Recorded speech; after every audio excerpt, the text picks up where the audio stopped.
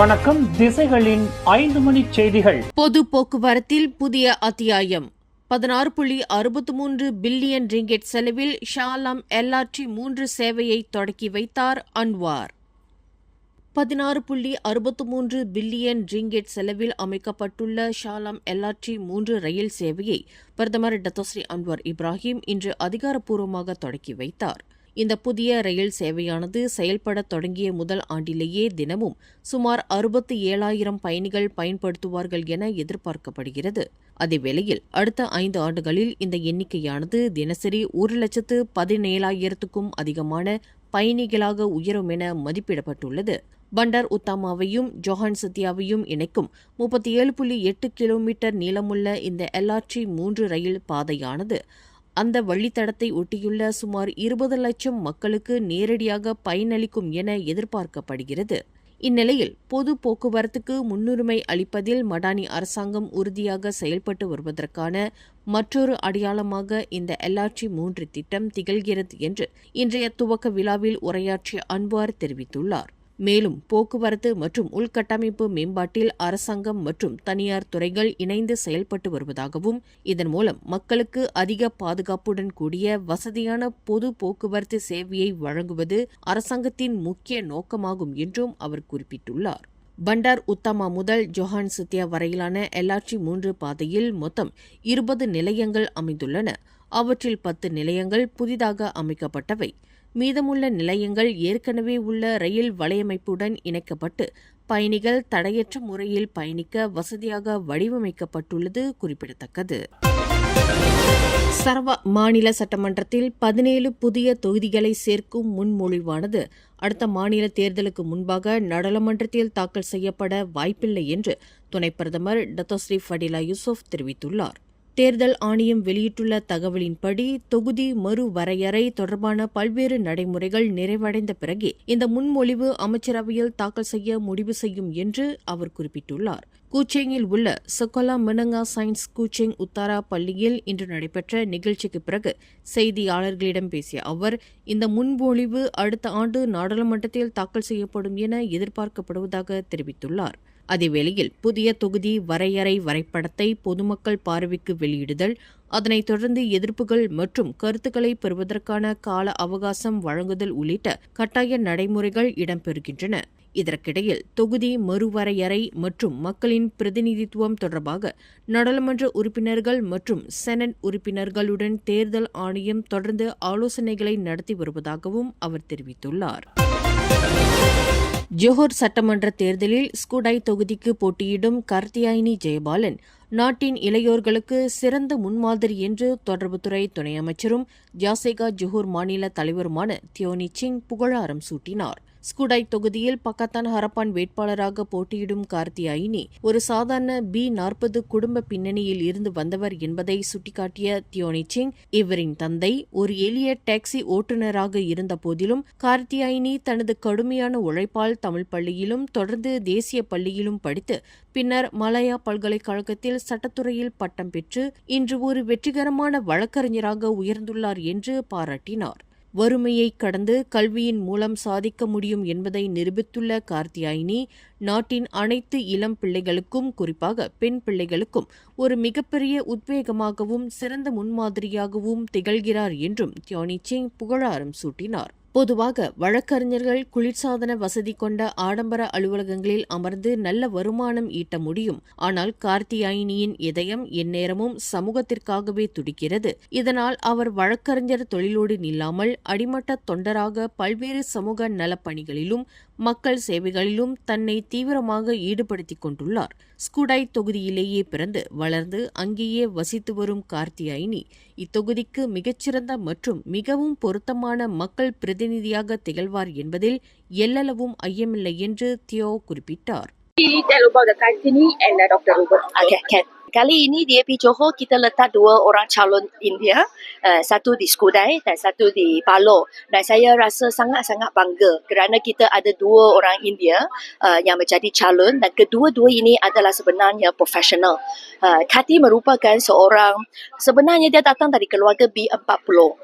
Ayah dia adalah seorang taxi driver sahaja, tetapi beliau belajar ke HKT, selepas tu masuk ke SMK dan akhirnya beliau diterima oleh UM dan belajar undang-undang kat sana. Dan sekarang beliau telah menjadi seorang pengguam. Jadi ini memang saya rasa beliau boleh menjadi inspirasi yang bagus untuklah budak-budak kita, khasia untuk budak-budak perempuan kerana ini beliau telah buktikan bahawa walaupun data belakang seseorang punya keluarga, mungkinlah kita bukan dari M40 ataupun T20, tetapi sebenarnya melaluilah usaha yang gigih, beliau hari ini mampulah menjadi seorang pengguam.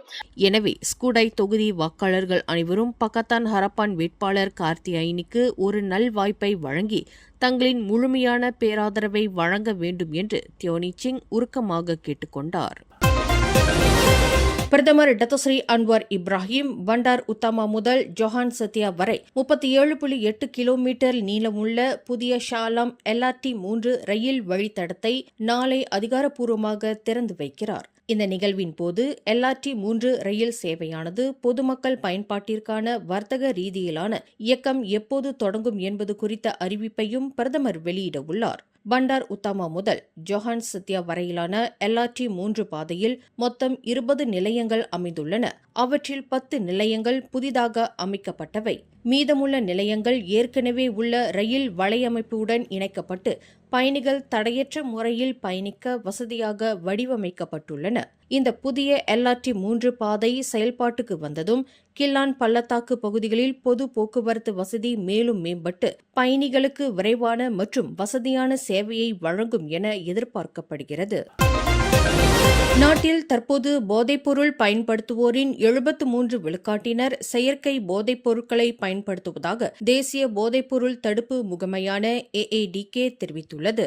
இதுகுறித்து AADK தலைமை இயக்குநர் Dato Ruslin ஜூசோ வெளியிட்டுள்ள தகவலில் குறிப்பாக இளைஞர்கள் மத்தியில் vape சாதனங்கள் மூலம் செயற்கை போதைப் பொருட்களை பயன்படுத்தும் பழக்கம் அதிகரித்து வருவது கவலைக்கிடமானதாக உள்ளதாக தெரிவித்துள்ளார். இதன் விளைவாக போதைப்பொருள் அடிமைத்தனத்துடன் மனநல கோளாறும் ஒரே நேரத்தில் ஏற்படும் இரட்டை நோயறிதல் சம்பவங்கள் கணிசமாக அதிகரித்து வருவதாக அவர் எச்சரித்துள்ளார். இந்த அடிமைத்தனமானது சிகிச்சை மற்றும் மறுவாழ்வை மேலும் சிக்கலாக்குகிறது என்றும் அவர் குறிப்பிட்டுள்ளார். நேற்று 2026 ஆண்டிற்கான தேசிய போதைப்பொருள் எதிர்ப்பு தின தொடக்க விழாவில் கலந்து கொண்டு உரையாற்றிய டத்தோ ருஸ்லின் ஜூசோ செய்தியாளர்களிடம் இதனை தெரிவித்துள்ளார். ஜொஹோர் மாநிலத்தின் ஒட்டுமொத்த வளர்ச்சியையும் மாச்சாப் தொகுதி மக்களின் நல்வாழ்வையும் உறுதிப்படுத்த மாநில அளவிலும் மத்திய கூட்டரசு அளவிலும் இணக்கமான ஒரு புதிய நல்லாட்சி அமைய வேண்டும் என அத்தொகுதியில் அம்மனா சார்பில் பக்கத்தான் ஹரப்பான் வேட்பாளராக போட்டியிடும் நோர் அஃபீஸ் ரோஸ்லான் தெரிவித்துள்ளார். நேற்று நடைபெற்ற வேட்புமனு தாக்கலுக்கு பின் செய்தியாளர்களிடம் பேசிய 41 வயது நோர் அஃபீஸ் ரோஸ்லான் மாச்சாப் தொகுதி மக்கள் தங்களின் எதிர்காலத்திற்காக ஒரு புதிய நம்பிக்கையையும் தற்போது சூழலை விட மிகச்சிறந்ததொரு புதிய அரசாங்கத்தையும் ஆவலோடு எதிர்நோக்கி இருப்பதாக குறிப்பிட்டார். ஜொஹோர் இடைக்கால மந்திரி பசார் டத்தோ ஆன் அஃபீஸ் காசிக்கு எதிரான நேரடி இருமுனை போட்டி குறித்து பேசிய நோர் அஃபீஸ் ரோஸ்லான் இந்த தேர்தல் களம் தமக்கு சவாலானது அல்ல என்றும் மாச்சாப் மக்களுக்கு உண்மையாக பணியாற்றி பாடுபட தாம் முழுமையாக தயாராக இருப்பதாகவும் கூறினார். Dan pada hari ini telah pun selesai penamaan calon dan kita tadi alhamdulillah telah pun berjaya untuk bertembung bersama-sama dengan hanya seorang lagi lawan saya, yakni On Hafiz Ghazi. Akan tetapi saya cukup yakin dan percaya bahawa rakyat di Don Macap inginkan satu harapan baru, suatu kerajaan yang lebih baik bagi negeri Johor untuk anak-anak Johor yang mana boleh menghubungkan kejayaan dan kemajuan di peringkat negeri dan juga di peringkat persekutuan. Jika inginkan terus kepada kemajuan di Johor ini dan betul-betul untuk memberikan peluang kepada saya berbakti kepada rakyat Macap, saya mohon dan rayu undilah saya. Kerana tanpa undi anda, perjuangan saya tidak seorang diri adalah sangat susah dan sia-sia. Sekiranya tidak ada daripada pengundi-pengundi luar balik dan pulang pada 11 bulan 7 untuk mengundi saya di Don Macap. மேலும் வாக்காளர்களின் பேராதரவு இன்றி தனி ஆளாக போராடுவது கடினம் என்பதால் வெளிநாடுகளிலும் வெளி மாநிலங்களிலும் வாழும் மாச்சாப் தொகுதி வாக்காளர்கள் அனைவரும் தேர்தல் நாளன்று தவறாமல் தாயகம் திரும்பி பக்கத்தான் ஹரப்பான் கூட்டணிக்கு வாக்களித்து தங்களின் மாபெரும் மக்கள் பலத்தை நிரூபிக்க வேண்டும் என்றும் நோர் அஃபீஸ் ருஸ்லான் உருக்கமாக கேட்டுக்கொண்டார். ஜொஹூர் மாநில சட்டமன்ற தேர்தலை முன்னிட்டு N27 லயாங் லயாங் தொகுதியின் பக்கத்தான் ஹரப்பான் வேட்பாளர் குணா பாலகிருஷ்ணன் தனது 2ஆம் நாள் தேர்தல் பிரச்சாரத்தை வீடு வீடாக சென்று மிகவும் தீவிரமாக முன்னெடுத்துள்ளார். மும்முனை போட்டியை எதிர்நோக்கியுள்ள அவர் வாக்காளர்களை நேரில் சந்தித்து ஆதரவு திரட்டி வருகிறார். பிரச்சாரத்தின் இடையே நமது திசைகளுக்கு பேட்டியளித்த குணா பாலகிருஷ்ணன் தொகுதி மக்களிடம் இருந்து தங்களுக்கு கிடைத்து வரும் வரவேற்பு மிகவும் ஊக்கமளிப்பதாக தெரிவித்தார். இதுவரை தாங்கள் சென்ற அனைத்து வீடுகளிலும் பக்கத்தான் ஹரப்பான் கூட்டணிக்கு மக்கள் தங்களின் ஏகோபித்த மற்றும் முழுமையான ஆதரவை வெளிப்படுத்தி வருவதாக அவர் பெருமிதத்துடன் குறிப்பிட்டார். பக்கத்தான் ஹரப்பாக சார்பாக நேற்று பனாமான் சாலோன்லாம் முடிஞ்சு இன்னைக்கு campaigning first day second day start பண்ணியிருக்கோம். சோஃபா எல்லார் வீட்டுக்கும் ஒவ்வொரு வீடாக போய் பார்த்ததில் நம்மளுக்கு நல்ல ஃபீட்பேக் இருக்குது. எல்லாரும் நல்லா சப்போர்ட் பண்ணுறாங்க. நமக்கு சில குறைகள் நிறைகள் இருக்க தான் செய்யுது, இல்லைன்னு சொல்ல முடியாது. ஆனால் இந்த வாட்டி நம்ம ஜெயிச்சோம்னா கண்டிப்பாக இருக்கிற பிரச்சனைகளுக்கு சொல்யூஷன் கொடுக்குறதா நம்ம சொல்லியிருக்கோம். ஸோ மக்களாகிய நீங்கள் தான் என்னை ஓட்டு போட்டு ஜெயிக்க வைக்கணும். என் கூடயே பிரைம் மினிஸ்டர் ஆஃபீஸ்லேருந்து திருவாளர் மிங்காய் அவர்கள் வந்திருக்காரு. நம்மளுக்கு சப்போர்ட்டா நம்ம கூட இறங்கி கேம்பெயினுக்கு உதவி பண்ணிட்டு இருக்காரு. அவருக்கு மிக்க நன்றி சொல்லிக்கிறேன். அது மட்டும் இல்லாம கட்சிக்காரர்கள் தொண்டர்கள் எல்லாரும் இருக்காங்க. எல்லாரும் சேர்ந்து ஒன்னா போய் ஓட்டு கேட்டு மக்களை எங்களுக்கு ஓட்டு போட கேட்டுக்கிட்டு இருக்கோம். நல்ல வரவேற்பாக இருக்கிறது. தொகுதியில் தீர்க்கப்படாமல் உள்ள மக்களின் நீண்டகால பிரச்சினைகள் மற்றும் குறைகள் அனைத்திற்கும் பக்கத்தான் ஹரப்பான் கூட்டணி நிச்சயம் முறையான தீர்வுகளை வழங்கும் என்பதை தாங்கள் மக்களிடம் ஆழமாக பதிய வைத்துள்ளதாக அவர் கூறினார். மேலும் இத்தேர்தலில் லயாங் லயாங் பகுதிக்கு தேவையான மிகச்சிறந்த நல்லாட்சியை தேர்ந்தெடுக்கும் முழு அதிகாரமும் பொதுமக்களிடமே உள்ளது என்பதை அவர் சுட்டிக்காட்டினார்.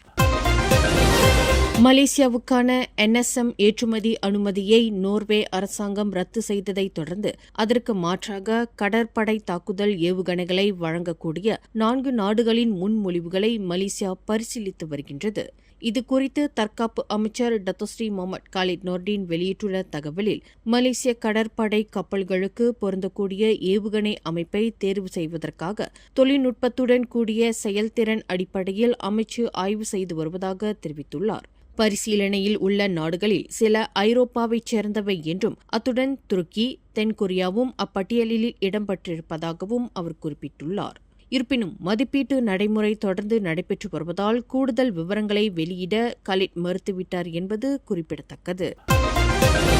கிடா மாநிலம் கம்போங் புக்கெட் துங்கால் பகுதியில் நேற்று வெறும் 5 நிமிடங்களில் 3000 கிலோ டுரியன் பழங்களை விற்று வியாபாரி ஒருவர் பலரை ஆச்சரியப்படுத்தியுள்ளார். 1 கிலோ டுரியான் வெறும் 1 ரிங்கெட் என்ற குறைந்த விலையில் விற்பனை செய்யப்பட்டதால் ஏராளமான பொதுமக்கள் அங்கு குவிந்தனர். இதுகுறித்து 27 வயதான வியாபாரி இஷார் இப்ராஹிம் கூறுகையில், பொருளாதார வசதி குறைந்தவர்களும் டுரியான் பழத்தை சுவைக்கும் வாய்ப்பு பெற வேண்டும் என்ற நோக்கில் சில பழங்களை 1 ரிங்கெட் என்ற விலையில் விற்பனை செய்து வருவதாக தெரிவித்துள்ளார். அதேவேளையில் தினமும் 1 டன்னுக்கும் அதிகமான டுரியான் பழங்களை விற்பனை செய்து வருவதாகவும் கம்போங் டுரியான், IOI, ஊடாங் மேரா, D24 மற்றும் மூசாங்கிங் உள்ளிட்ட பல்வேறு வகை டுரியான்கள் தரம் மற்றும் அளவுக்கு ஏற்ப விற்பனை செய்யப்பட்டதாகவும் அவர் குறிப்பிட்டுள்ளார்.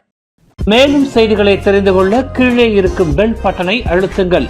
உங்கள் மகிழ்ச்சியை வெளிப்படுத்த லைக் மற்றும் ஷேர் செய்யுங்கள். தொடர்ந்து திசைகளோடு இணைந்திருக்க சப்ஸ்கிரைப் செய்யுங்கள்.